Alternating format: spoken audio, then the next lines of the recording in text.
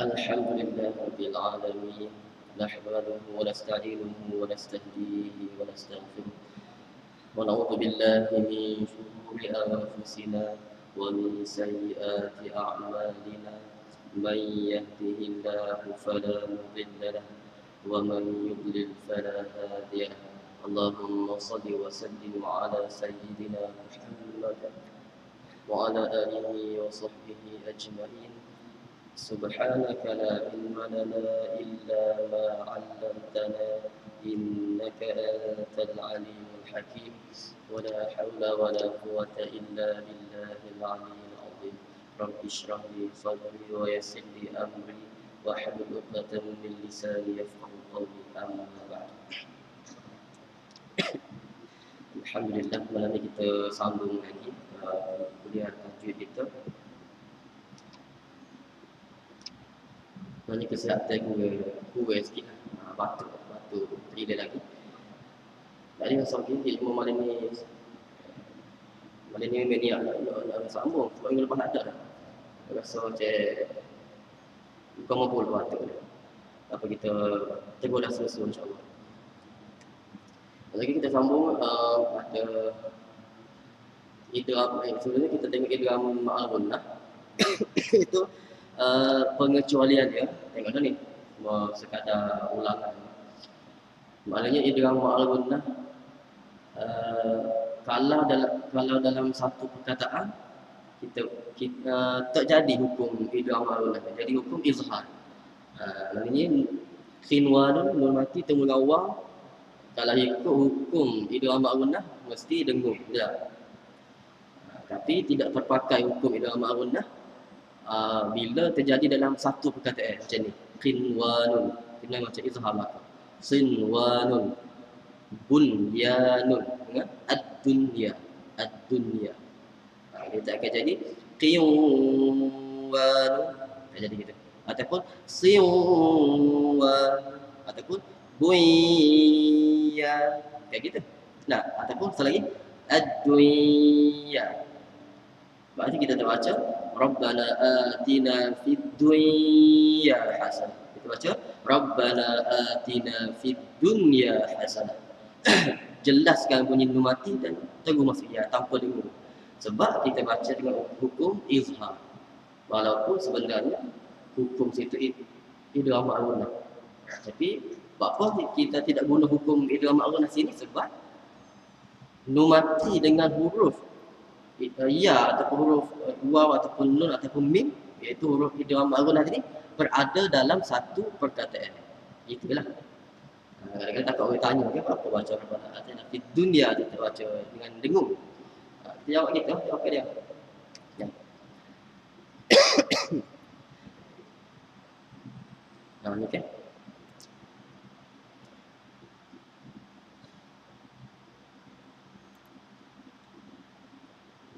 Ini ad-dunya. Ad-dunya nun ditanda dengan mati sebab izhar.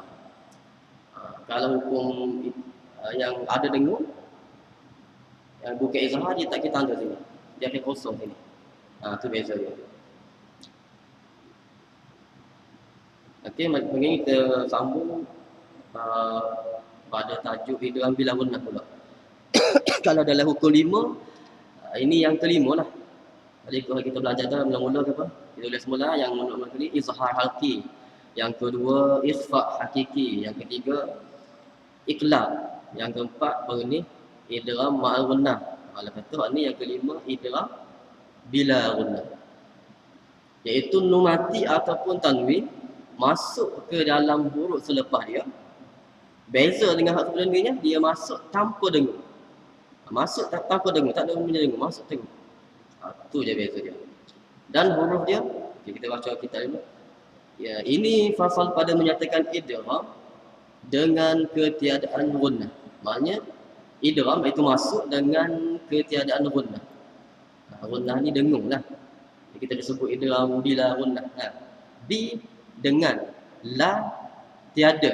Gunnah dengung. Gunnah tu dengung lah.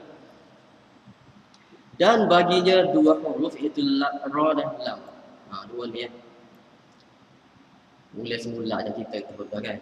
Apabila berjumpa nun yang mati atau tanwin dengan lam atau ra dengan syarat yang tersebut pada idgham ma'gunnah, niscaya wajib idgham serta ketiadaan gunnah dengan ijma' segala qura'. Misal nun mati seperti min rabbihim. Jadi dua ni. Min ladunhu.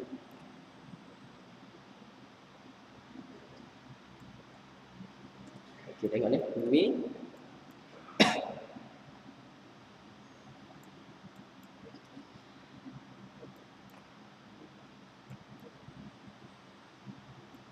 Okey, kita tulis dulu min rabbihim.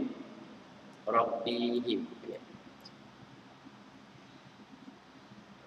Okey, kita perhati bila ada hukum idgham bila gunnah ni. Okey, sini nun mati, betul nun mati asal. Okey. Okey, kata asal gini asal tanda dia. Nun mati lepas tu jumpa dengan ra ataupun lam yang ada bagi. Macam ni kan, nun mati ketemu dengan ra ada bagi atas. Bila lagi penulis Sa'id Osmani ni dia akan tukar tanda tu mengikut hukum yang kita kena baca dia. Sebab tu dalam Osmani dia akan tak ada tanda ni dia buat. Sebab nak tahu sebabnya kita tulis sama dulu kan. Dalam tulisan Sa'id Osmani ni kalau hukum tu izhar sahaja barulah nun tu ditanda dengan tanda mati tu. Tanda mati lagi ni ya. Bukan bulat dah tanda mati lagi ni. Kalau nun mati tu kita baca dengan izhar sahaja baru tanda gini. Kalau kita tak baca dengan izhar dengan hukum lain, kalau iklab tanda mim. Okay, kalau nun tu nun mati dibaca dengan izhar ditanda mati. Kalau nun mati tu dibaca dengan iklab ditanda dengan mim. Kalau nun mati itu dibaca dengan selain pada izhar, selain pada iklab, dia akan tinggal kosong. Tak ada berapa. Jadi hak asal tadi ada tanda. Tapi bila diolah dengan Ustaz Osmani dibuat tanda tu. Dan ra ni ditanda satu. Bila kita balik Quran kita akan jumpa lagi tu. Mir rabbihim. Kita faham selalu nun mati tu kita tak akan baca sebab tak ada tanda. Tidak akan baca dengan jelas. Kalau nun ada tanda dan ra ada bagi atas, kita akan baca jelas. Min rabbihim kita akan baca. Min rabbihim. Jadi salah betul tak? Jadi tanda-tanda ni disusun begitu supaya kita baca dengan tepat. Min rabbihim tanpa bunyi nun mati tadi.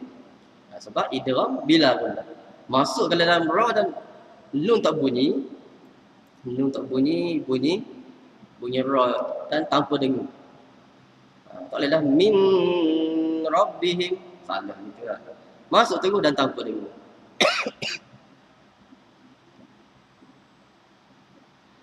Min ladunhu. Min ladunhu.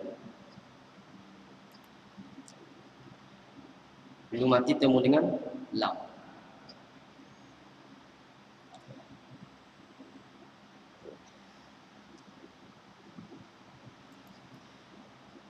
Okay, min ladunhu. Okay, ni asal dia kata dia. Min ladunhu.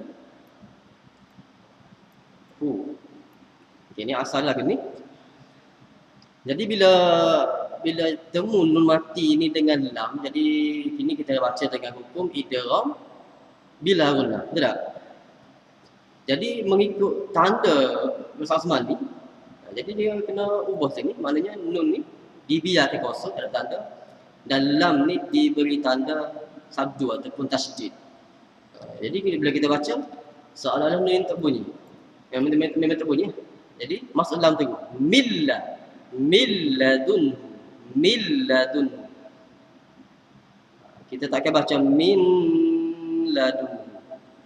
Gitu. Nah, bila kita buat contoh buat salah ni, kita rasa so tu ada. Tapi kalau kita tak perhati, memang kita tak tahu lah. Tapi mungkin kita mengaji yang kecil juga. Hak ni yang kita tahu. Yang kalau jumpa gini, milla dulu, betul tak? Kita tahu dah tak? Cuma kita lah, dari segi istilah dia dan lagu mana kita nak kenal dia, kita lah. Cuma ada beberapa tempat lah yang yang dibaca jelas juga. Lepas tu kata kita penting kita cek tanda tu. Iaitu semasa kita baca dalam keadaan saktah.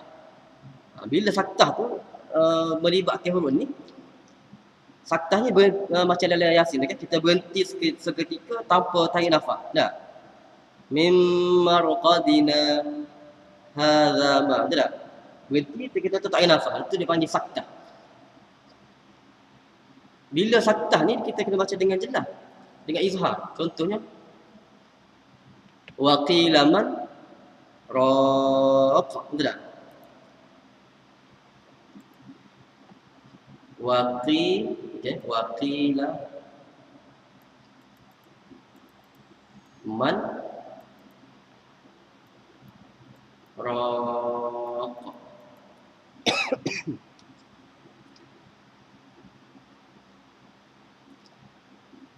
Okey, wa qila man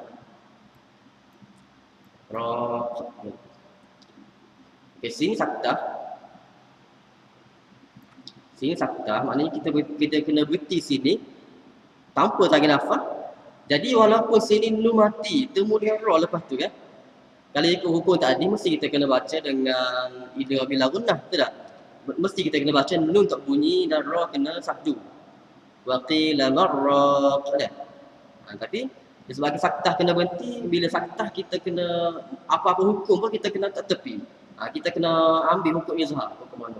Walaupun sini hukum asal idgham bila gunnah, tapi sebagai saktah ni kena baca dengan jelas. Dia akan tanda gini kan. Dia akan tanda dengan tanda mati dan ra ni tak ada sadu. Sebab kita kena baca jelas ni. Wa qila man berhenti mata. Wa qila man raq. Wa qila man raq. Gitu. Dia tak akan buat macam tadi dah. Dia tak akan buat sini kosong, sini satu. Ada kayak gitu lah. Bergantung pada cara baca mana-mana. Sebab tanda ni tujuannya nak membantu kita baca dengan tepat lah. Okay, kita buka Al-Quran Al-Baqarah ayat 65.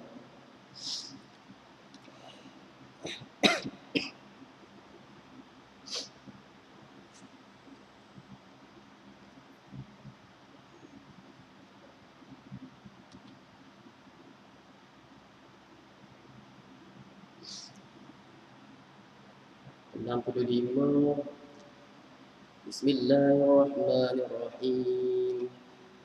وَلَقَدْ عَلِمْتُمُ الَّذِينَ اعْتَدَوْا مِنكُمْ فِي السَّبْتِ فَقُلْنَا لَهُمْ كُونُوا قِرَدَةً خَاسِئِينَ. Okay, kita sama-sama perhati. Ada hukum situ idgham bila gunnah. Ada tak? Maknanya nun mati ataupun tanwin bertemu dengan lam ataupun ra. Itu yang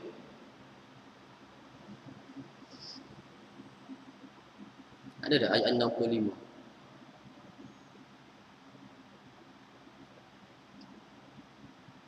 Okay. Kita lagi dah. وَلَقَدْ عَلِمْتُمُ الَّذِينَ اعْتَدَوْا مِنكُمْ فِي السَّبْتِ فَقُلْنَا لَهُمْ كُونُوا قِرَدَةً خَاسِئِينَ. Ada?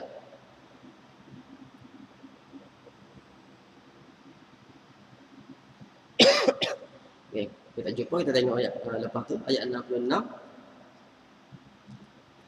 فَجَعَلْنَاهَا نَكَالًا لِمَا بَيْنَ يَدَيْهَا وَمَا خَلْفَهَا وَمَوْعِظَةً لِلْمُتَّقِينَ.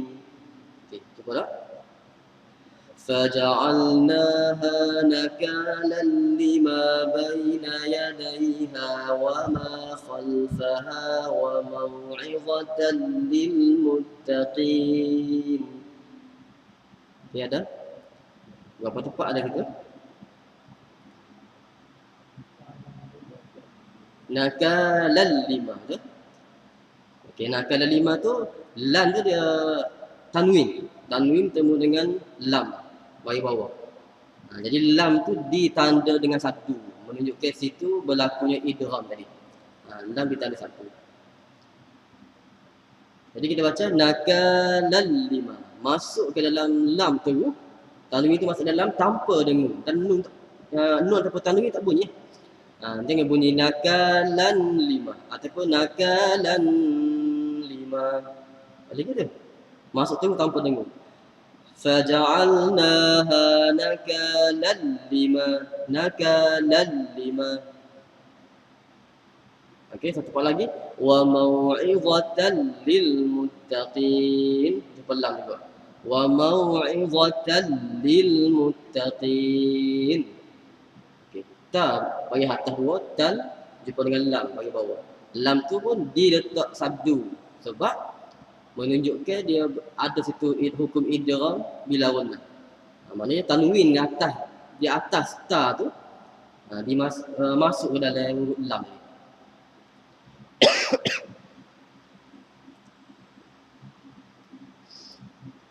Okey, ayat seterusnya. Tepat. Okey, ada di sini dekat ayat ke berapa tu? 65. Okey, ayat 68. Ayat 68. Qalu ud'u lana rabbaka yubayyin lana ma hi. Qalu ud'u lana rabbaka yubayyin lana ma hi. Okey, dia tak yubayyin lana. Itu pun ada dalam contoh ya. Yubayyin lana. Maknanya nun mati temu dengan lam. Ya, nun mati temu dengan lam dan lam itu ditanda dengan sabdu lah. Menunjukkan nun yang tak ada tanda tu diserak masuk dah, diidgham ke dalam lam. Tadi dalam sabdu. Yubayyin lana. Kalau kita baca soalan nun tu tak ada lah. Nun ada pada tulisan. Nak buat tak boleh. Jadi sebab kata asal dia huruf asal dia. Yang dari segi baca tak bunyi. Qalu ud'u lana rabbaka yubayyin lana ma hi.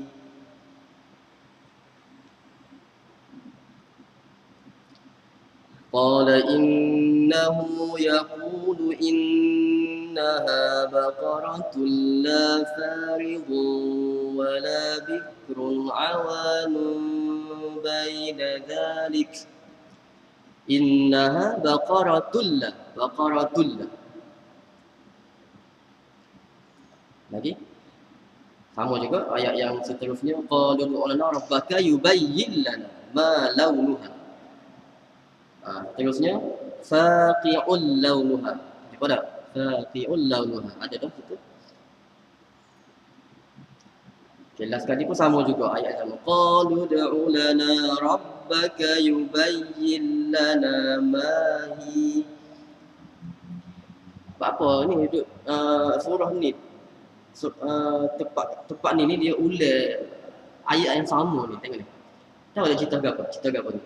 Ini kisah Nabi Musa.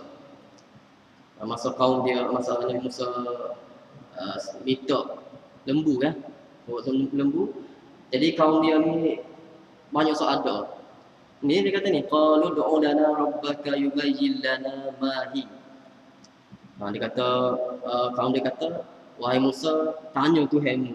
Ya, nak lembu lagu mana? Banyak kali tanya lah tu uliah kamu ni. Tanya Tuhanmu wahai Musa, nak lembu warna apa? Tanya macam-macam, nak tanya nak lembu lagu mana. Ada banyak kali. Okay, rasanya dia ambil benda ni tak ada masalah. Dia dua huruf tu je. Kita tu proses ulangi je ada. Okey, jadi hukum 5 setakat ni tu kira secara teorinya habis dah. Secara teorinya. Tapi proses pembelajaran itu tak kira habis kalau kita nak mengaji. Maknanya kena ngaji semua lah maknanya dah. Kemah sikit. Kena kemah. Gitu. Semua sekali termasuk orang yang PPP pun suka juga ya. Sama-sama kita kemah lah. Nah. Secara teori habis, cuma secara praktikal lah kata pula. Maknanya kena cari guru yang betul-betul mahir mengadap, pelaki dah mengadap. Kadang-kadang kita belajar teori ni kita tahu konsep lagi-lagi, tapi bila kita baca kadang-kadang tak kena je dah. kena jumpa tok guru yang betul-betul mahir lah. Okey, kita masuk idgham juga, tapi hak ni keluar dah daripada hukum 5 tadi. Hukum 5 tu melibatkan nun mati ataupun tanwin, betul tak? Jadi hak ni pecahan daripada idgham juga. Tetapi tidak melibatkan nun mati ataupun tanwin lah. Masalah lain kan. Cuma masih lagi idgham. Hak ni rasanya ada benda yang menarik juga untuk kita kongsi sama-sama. Kita baca dulu. Faslun fi idghamil mislaini. Ini fasal atau ini bab, ini tajuk pada menyatakan idgham mislaini ataupun satu nama lagi yang kalau kita biasa mengadap tok guru tajwid, kita biasa dengar idgham mislaini ataupun idgham mutamathilaini. Benda sama ya. Idgham mislaini ataupun idgham mutamathilaini. Benda sama, cuma nama dia tu. Nama pun benda serupa, bunyi lebih kurang ya. Dan iaitu tiap-tiap dua huruf yang bersuatu sama keduanya pada makhraj dan sifat, dengan bahawa adalah makhraj dan sifat keduanya bersuatu ataupun sama. Ini bila kita silap ni. Mungkin di bawah ni dua. Seperti dua ba dan dua dal dan dua zal dan dua kaf dan dua lam. Apa maknanya tu? Mislaini ni dia kata tiap-tiap dua huruf yang sama, bersuatu maknanya yang sama keduanya. Huruf yang pertama dengan huruf yang kedua tu huruf yang sama. Maknanya suatu, maknanya pada makhraj dia, sifat dia sama. Maknanya huruf yang sama lah. Kalau ba sama-sama ba, jumpa. Kalau dal sama-sama dal, jumpa. Yang penting syarat dianya, huruf yang pertama bagi mati, huruf yang kedua ada bagi. Kedua-dua ni huruf yang sama. Faham tak? Okey. Dia bagi contoh sini macam ba. Okey, ba jumpa dengan ba. Ba yang pertama mesti bagi mati. Ba yang kedua ada bagi.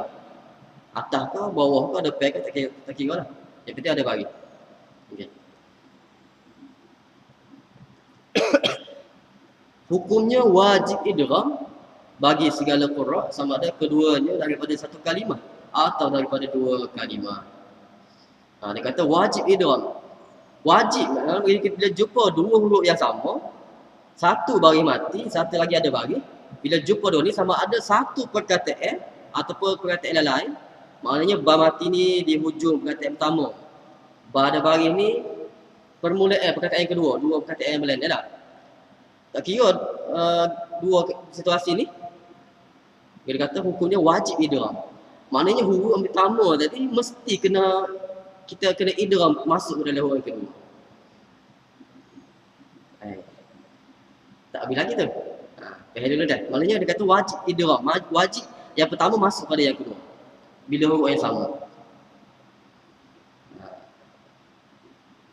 Tengok dulu. Seperti contoh dia, idrib bi'asaka.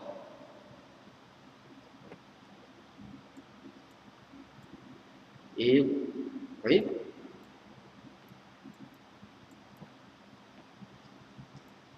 bi'asaka.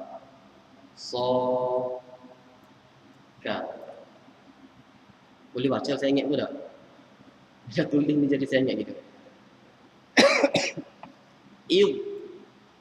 Okey, sini hamzah wasal. Tak ada bagi. Bila tak ada bagi, nak baca dia tu tak boleh baca, tak ada bagi. Kena guru bagi kan. Tapi dalam usaha semua ni tak ada guru bagi.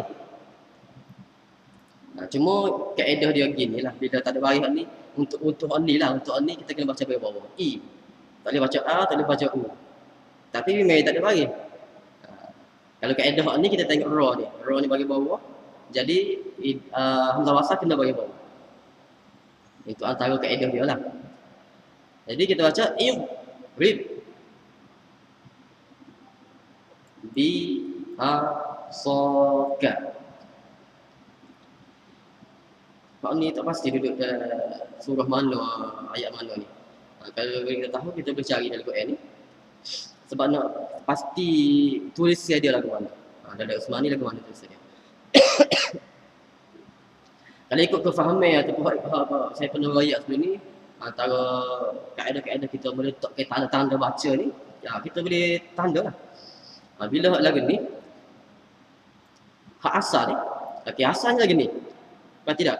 Hak asal sebelum kita perhati tanda-tanda yang mengikut bacaan kita, hak asal lagu ni, ba yang pertama pada idrib tu, bagi mati betul tak? Ba yang kedua pada perkataan yang kedua, bagi bawah, ada bagi dah. Okey, jadi ikut dah tadi, idgham mislaini tadi dah. Dia kata dua huruf yang sama ada satu perkataan ataupun dua perkataan. Kalau ni dua perkataan betul tak? Dua perkataan, huruf yang sama, satu bagi mati, yang kedua ada bagi. Okey, ikut dah syarat dah. Cukup syarat dah. Okey, cukup syarat. Jadi dia kata wajib kita baca dengan idgham. Bagaimana idgham? Okey. Bila idgham dalam Usman penulisan dia, tanda mati mesti tak ada. Dan pada huruf yang kedua tu mesti diletak tanda satu. Kalau kita perhati cara tanda baca hak ni, kita akan faham lagu mana apa yang dia kata tadi wajib idgham tadi. Nak tahu beza kita boleh beza kodok antara baca dengan idgham, wajib idgham tadi ataupun baca tanpa idgham. So beza. Bila baca dengan idgham, kita akan baca lagi ni. Idrib bi asaka. Idrib bi asaka. Seolah-olah ba ni kita kata tak ada. Okey, ra bagi bawah. Ambil ba sabdu lalu. Jadi kata idrib bi asaka. Kita bagi contoh lagi ya. Nak tulis betul ya. Idrib bi asaka.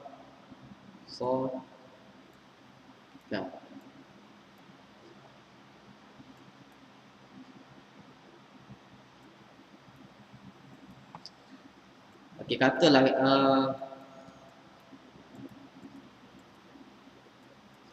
katalah kita nak baca tanpa idgham.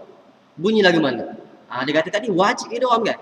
Kalau kita baca tadi dengan idgham, idrib bi asaka. Itu betul dah. Dia kata wajib idgham. Jadi betul tadi. Cuma kalaulah tanda dia lagu ni, tanda asal dia tak ubah kepada yang idgham tadi. Yang mana hak mati dia buai. Lepas tu ayat huruf kedua ditanda sabdu kan. Itu menunjukkan idgham betul tak? Katalah asal lagu ni kita tak ubah dan kita baca tanpa idgham. Mesti bunyi dia sifat-sifat ba tu akan ada belaka termasuk qalqalah. Jadi kan kalau ada qalqalah idrib bi asa. Okey. Apa dah? Kalau kita baca tanpa idgham, ba mati tu akan ada qalqalah. Maknanya sifat-sifat dia tak hilang semua, ada belaka termasuk qalqalah. Dan kita akan baca idrib bi asa. Idrib bi asa. Qalqalah ada dekat ba mati tu. Sebab kita tidak idgham ke dalam ba yang kedua. Patut hak silap tadi tu. Patut dia kata wajib baca dengan idgham. Bila baca dengan idgham, ba mati ni tak ada dah. Dimasuk ke dalam ba yang ada bagi. Jadi qalqalah dia hilang dah situ. Nampak beza tak? Biar kalau kita boleh beza situ, faham dah tu. Memang kita tak baca, memang kita baca betul. Dan semua mungkin kita tak tahu sebab apa baca gitu. Mungkin kita tak pernah terfikir. Apa kita baca qalqalah sini? Idrib bi asa. Kita tak baca dengan qalqalah sebab ba tu masuk dalam yang kedua dah. Idgham panggil. Sebab kita wajib idgham kan masuk. Jadi hilang sifat qalqalah dia. Apa ya? Nak sampai hayat tu apa ni? Dia kata wajib idgham tu lah ke mana?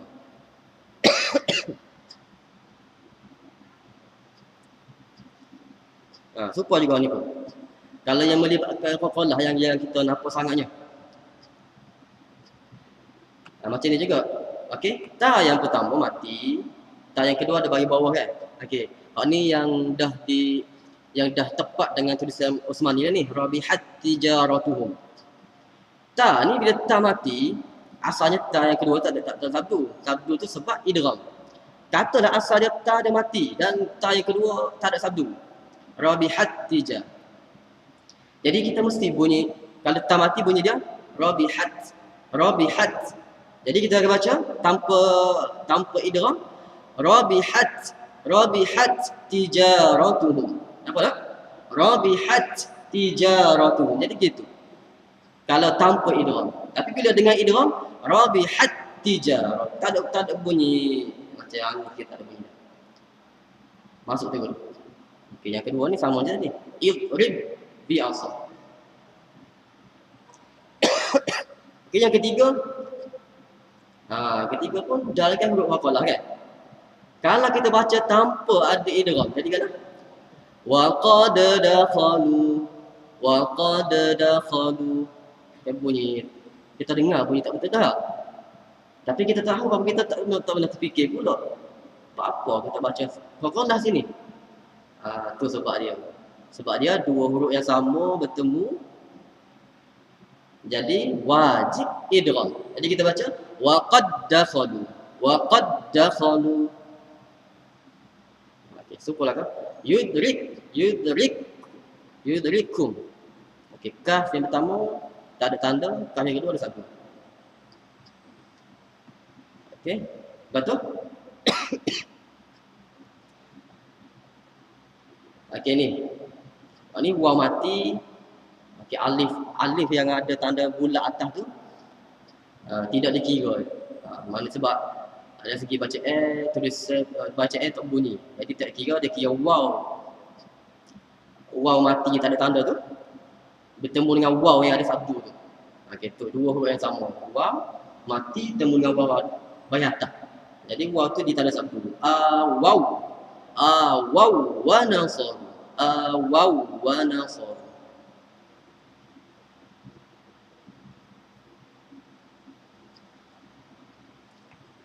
Kalau dia waw.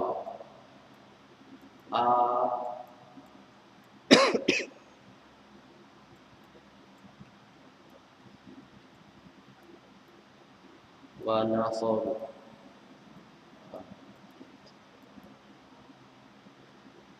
Ini asal dia. Waw yang kedua tu, yang mati tu ada mati, yang ketiga tu ada bagi atas. Kalau baca sebenarnya pun waw wa nasaru waw wa nasaru gitu. Waw. Tapi bila idgham waw. Gitu. Jadi kena cepatlah. Waw wa nasaru.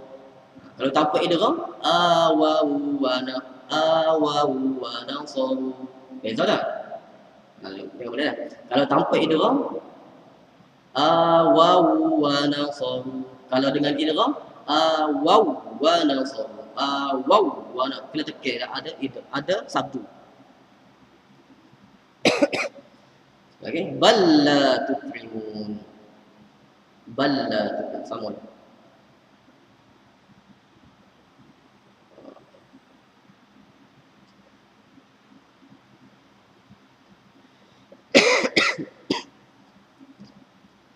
Okey, ni sama contoh-contoh yang sama. Alam naj'al lahu. Yuwajjihhu.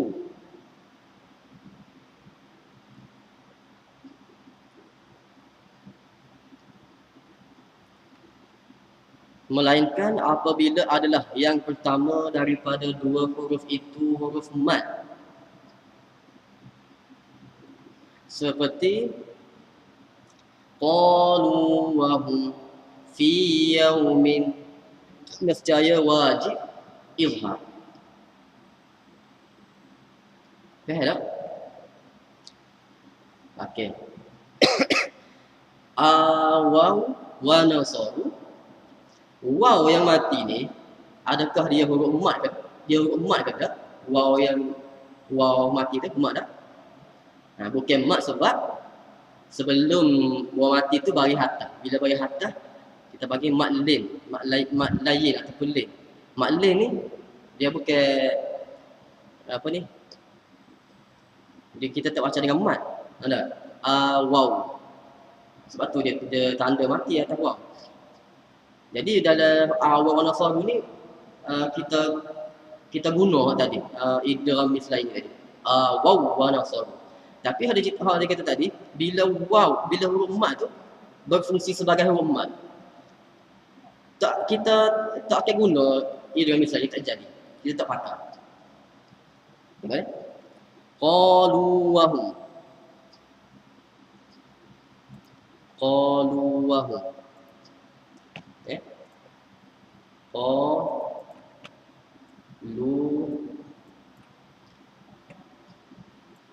wa hum.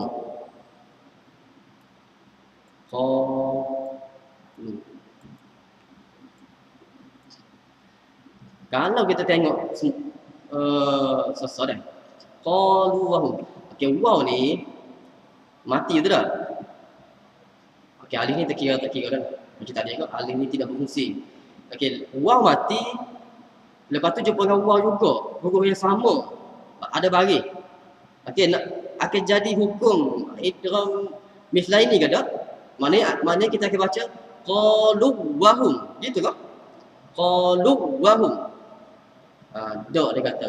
Bila waw, bila huruf mat alif ke waw ke ya ni berfungsi sebagai huruf mat, macam ni kita jadi huruf mat sebab memanjangkan lu. Lu pendek tak? Bila ada waw jadi panjang. Qalu. Jadi jumpa dengan waw juga. Waw jumpa waw. Tapi waw ni berfungsi sebagai huruf mat, memanjangkan lu. Okay, jadi sini kita tak baca dengan idgham mislain ni. Kita kena baca biasa. Qalu wa hum. Kita tak boleh baca qalu wa hum. Qalu wa hum. Tak boleh gitu. Tanda dia pun dia buat gini ya. Dia tak akan buat. Sini ada tanda. Mungkin tak ada. Beza mana? Beza yang kita cari huruf ni berfungsi sebagai huruf mat. Kita dengar orang baca boleh. Apa? Qalu wa hum. Tadi katalah waw wa nasab. Ada pasal lagi huruf ya. Fi yaumin. Fi yaumin. Ya ni ya mati yang pertama dah. Jumpa ya juga ya.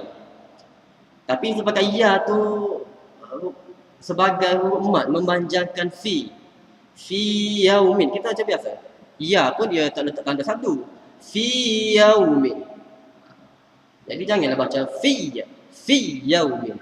Tak ada gitu lah. Dekat apa kita kena tahu je lah maknanya. Dalam Quran dia tanda belaka. Bila berlaku hukum idgham mislain ni dia akan tanda satu. Bila tidak ada hukum tu dia tak ada tanda satu. Cuma kita nak tahu sebab apa. Nah, sebabnya huruf tadi ialah huruf mat. Jadi tak akan berlaku hukum tu. Fi yaumin ataupun qalu wa hum. Dia boleh beza dengan ni kan. Ni. Waw wa nasab. Ni jangan baca waw wa nasab. Kena satu. Waw wa nasab. Jadi dekat tu dulu malam ni. Mudah-mudahan perkongsian yang ringkas ni kita dapat juga ambil sikit sebanyak untuk kita sama-sama berbetulkan bacaan kita. Aku qauli hadza wa astaghfirullahal azim li wa lakum. Wassalamualaikum warahmatullahi wabarakatuh.